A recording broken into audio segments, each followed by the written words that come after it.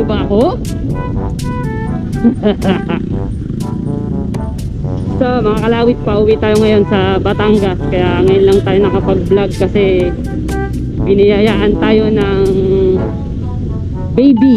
Nanganak na kasi yung asawa ko, kaya hindi ako nakapag-vlog. Siyempre almost busy na, 3 weeks yata naging busy, kaya wala tayong upload.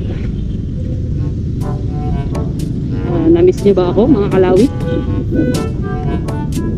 Siyempre as usual, andito tayo sa Quezon City mga kalawit. So pag pala mga kalawit andun ka sa part na ano, makikita mo yung anak mo talaga, eh ang sarap sa feeling, sarap sa pakaramdam. Para ka laging ano, excited mong umuwi kasi makita yung ngiti niya, iyak niya, hawakan ng ulo, lahat. So siyempre dapat dahan-dahan na lang tayo palagi pa uwi mga kalawit.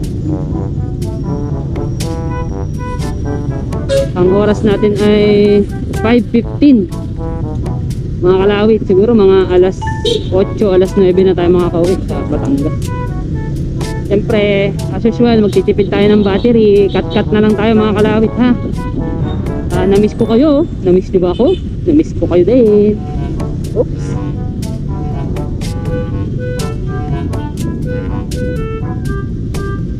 Shit.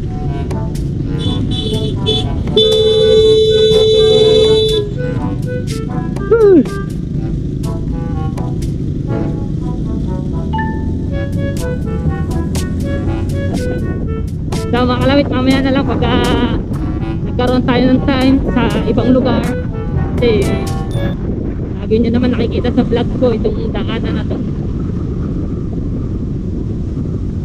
Mamaya na lang, peace out.